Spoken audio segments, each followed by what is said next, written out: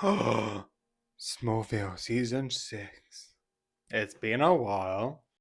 So, yeah, this is fun because of one simple thing Justice League! I'm not joking. We actually have Justice League sort of in this. More than like the spoiler section. Again, it's mostly fun. It's mostly that thing of like, here's some superhero stuff with some superhero things. You get a couple more stuff with this interesting dynamic. Definitely with two people getting married, but I definitely like getting Oliver Queen because again we had Cyborg, Aquaman, The Flash, now Green Arrow. Weird enough, I thought I would get Batman by this point, but nope. Batman, I think, canonically should be a thing, like how he's presented in a way. I'm not 100% sure if he's still doing the training, which is why he's not currently in the show. Also, he's nowhere near.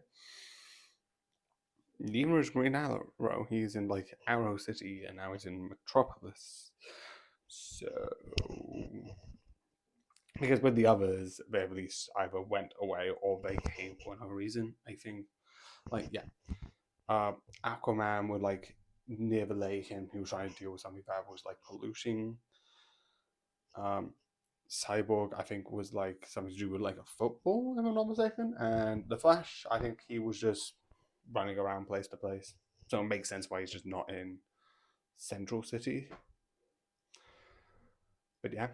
So besides saying like, oh shoot, put it on the wrong one. Besides saying obviously who's in the hero team, which is Flash, Aquaman, and Cyborg. But that kind of tracks because it's one of those things of each one had their own solo episode.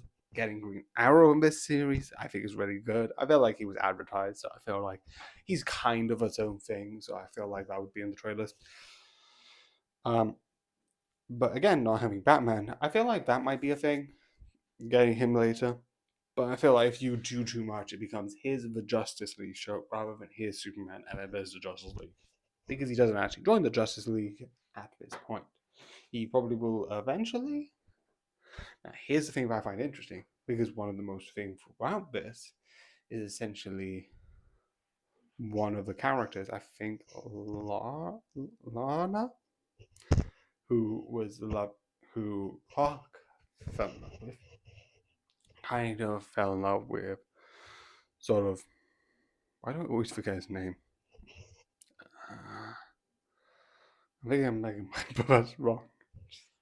Anyway, um, Lex Luthor. And that relationship being really interesting and kind of bad.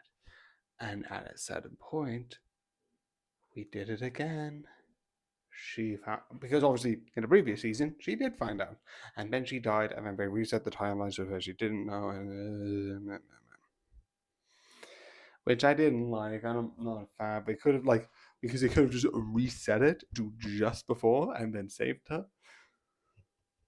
But I get why. Right at that point, I feel like that was more important. Right now, it's interesting for her to know about it. So resetting it now, I don't think would make the story better in that sort of direction. Especially with certain things happening. I do like it, and definitely when they're bringing the Justice League in this, I don't know if they're going to bring more. I probably think they would do more because I think that'll be interesting. And having that slowly be introduced, which I think will introduce some characters. I don't know who.